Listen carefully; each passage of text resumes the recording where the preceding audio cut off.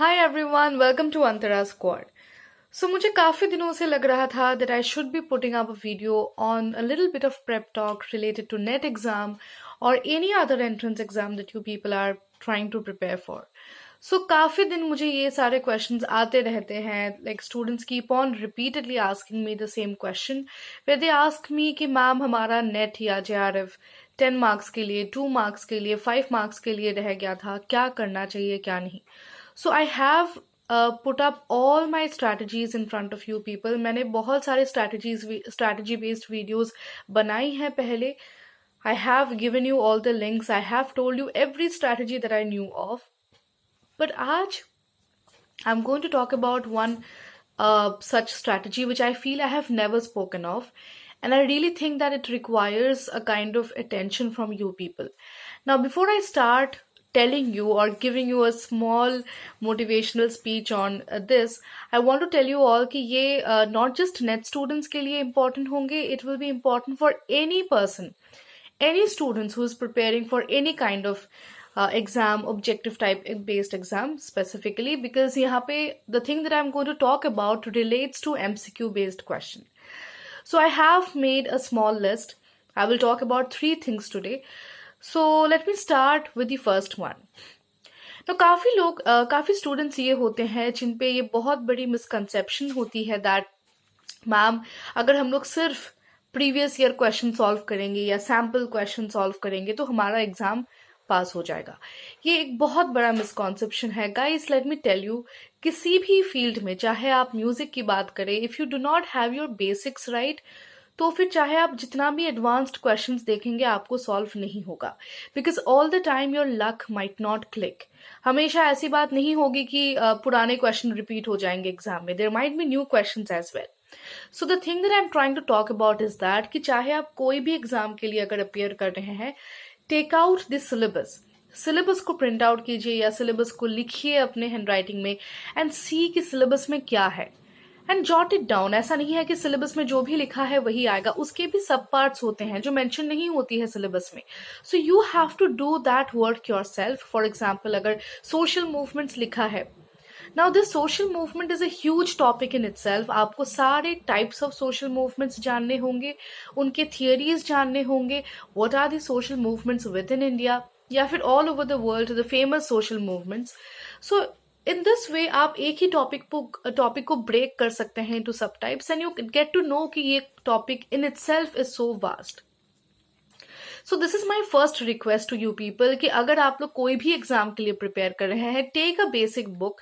I have told you n number of times, I have given you so many names of basic sociology books and you have all that available in the internet. आपको online सारी चीजें available है, ऐसा नहीं है कि those books are not available online.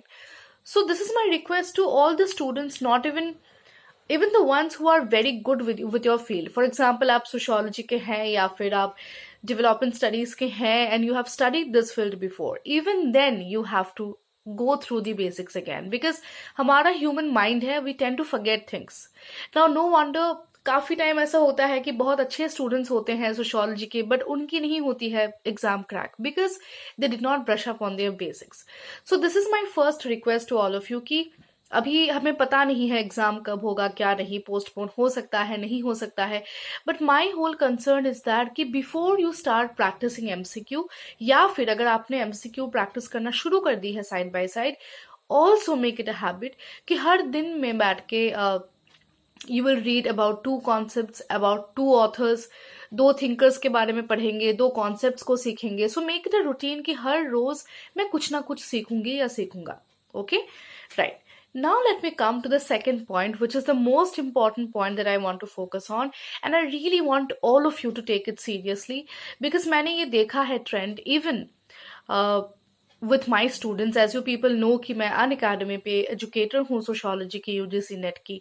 So I have at least 150 students right now जो है अभी सोशियोलॉजी में। So I have seen this trend within them that there are many students who are very good with sociology, उनके concepts बहुत अच्छे हैं, they know everything, but when it comes to MCQ solving वो लोग अच्छे score नहीं कर पा रहे हैं।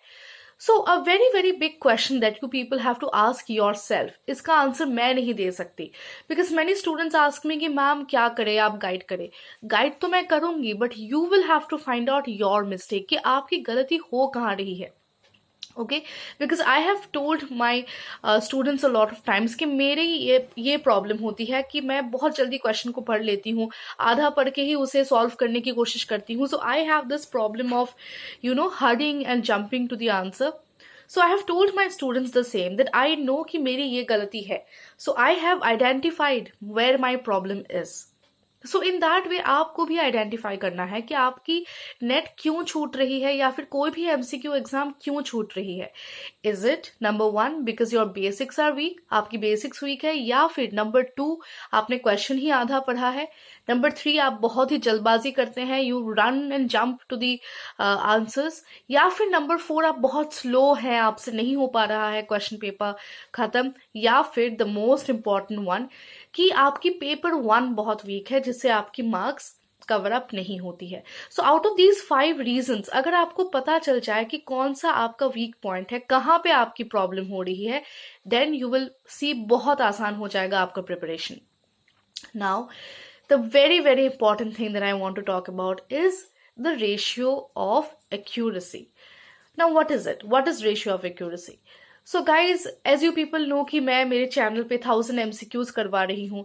इसके अलावा मैं side by side Unacademy plus पे at least I have given like 500 questions till now. उसके अलावा I have been doing subsequent quiz sessions with you all. So अगर आप लोग देखें, मैं कहीं ना कहीं एटलीस्ट 2000 क्वेश्चंस मेरे साइड से आप लोगों को दे चुकी हूँ। But the thing is that कि आप अगर सिर्फ ये 2000 क्वेश्चन सॉल्व करेंगे तो आपका नेट हो जाएगा या कोई भी एग्जाम सॉल्व हो जाएगा, ऐसा बात बिल्कुल नहीं है। What is more important is not how many question you solve. ये बिल्कुल भी इंपॉर्टेंट नहीं है कि आपने 5000 क्वेश्चन सॉल्व की है या 2000 की है। एक इंसान 100 क्वेश्चन भी सॉल्व कर सकता है, but what matters is your ratio of accuracy, कि अगर आप 100 क्वेश्चन सॉल्व कर रहे हैं तो उसमें आपकी करेक्ट कितने क्वेश्चंस आ रहे हैं। इज इट 80, इज इट 60 और 50? So you have to find out कि मैं चाहे जब भी कोई एमसीक्यू या मॉक टेस्ट अटेम्प्ट करता हूं तो मेरे मार्क्स कितना आ रहे हैं। You have to identify that factor, that small factor, कि आपकी मार्क्स कितनी आ रही है। मान लीजिए आपने 500 एमसीक्यू सॉल्व की है, एक इंसान को उसमें 450 भी आ सकती है। somebody might score a mere 300. Okay, so you have to know your accuracy कि मैंने इतने सारे एग्जाम्स सॉल्व किए हैं और मेरी कितनी परसेंटेज मार्क्स आ रही है। Is it 90, is it 80? For example if you ask me, मुझे पता है कि मेरा एक्यूरेसी कितना जा सकता है। एक डिफिकल्ट पेपर में भी मेरा एक्यूरेसी कितना जा सकता है, एक आसान पेपर में भी मेरा एक्यूरेसी कितना जा सकता है। I know that, I know my limits. Okay, so that thing you people have to know. और ये चीज आएगी जब आप प्रैक्टिस करेंगे। ब्लाइंड प्रैक्टिस करके कोई फायदा नहीं है। Even if you take the most amazing set of questions, easy questions, basic questions, और उनको आप ब्लाइंडली सॉल्व करेंगे, it is not going to help you.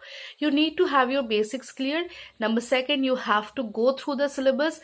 Number 3, you have to know कि आपकी गलती कहाँ पे है, where you are doing these mistakes। एक बार अगर आपको पता चल जाए that this is my weak point, चाहे पेपर 1 आपकी बहुत वीक है, so start working on paper 1 more। if you think you are good with paper 2 या फिर पेपर 2 में 75 से 80 क्वेश्चंस आपके सही हो सकते हैं, then shift your focus to paper 1। okay, all right, so these were some prep talk that I wanted to give you all because I feel this was very very necessary because मैं हर रोज आप लोगों के साथ 30 to 25 questions practice कर रही हूँ, but I see it every day that students are not getting it right। either उनको question समझ में नहीं आती है या common sense apply नहीं होती है। so just see कि अगर आप, काफी लोग ऐसे होते हैं कि वो slow learners होती हैं, okay, they are slow learners, उनको question समझ में नहीं आती है फर्स्ट रीडिंग में। So read it again. अगर आपको लगता है कि ये क्वेश्चन आपको नहीं समझ में आया, then you know what is your fault. So read the question again and do this repetition across other questions again and again। don't be overconfident, just like what I used to be। मैं बहुत जल्दी question को पढ़ती थी and I was like कि ये तो आता है मुझे, then I'll take an option, come back home and realize कि मैंने गलत ऑप्शन टिक किया है। so please don't do that। now coming to the last topic of today, that You people already know that yesterday UGC recommended that all the universities or educational institutions should be, it's a recommendation, we still don't know, that should be opening by September. So अगर ये logic है कि सितंबर तक हमारा institutions खोलेगा, चाहे college हो university हो, तो ऐसा बहुत लाइकली है कि हमारे एंट्रेंस एग्जाम्स भी डिले हो. ओके, बिकॉज ये एंट्रेंस एग्जाम आप घर पे तो ऑनलाइन नहीं दे सकते, you will have to go somewhere. And right now India जो सिचुएशन में है, मुझे नहीं लगता है कि दे कैन अलाउ स्टूडेंट्स या फिर किसी को भी एक मास गैदरिंग में एक सेंटर में जाके एग्जाम देना. So we don't know anything. And if UGC has spoken up, इसका मतलब यूजीसी इसे भी एड्रेस करेगी बहुत जल्दी कि नेट एग्जाम कब होगा, या चाहे कोई भी एंट्रेंस एग्जाम जो रुका हुआ है. सो डोंट वरी, जब नोटिफिकेशन आ जाएगी we will know it. But my whole concern is that till then please do not waste your time. Today one of my students said it very nicely कि just imagine कि आपकी exam जून को है. June is your exam, so keep it as your limit and prepare yourself. उसके अलावा I have prepared many strategy videos. I have given you lot of reference materials, lot of routine formats कि कैसे आप अपने आप को systematic कर सकते हैं, notes कैसे बना सकते हैं. Please do watch those videos. And the most important takeaway from this video should be the ratio of accuracy. So keep that in mind, and I'll meet you guys again in some session. Thank you so much. Bye bye.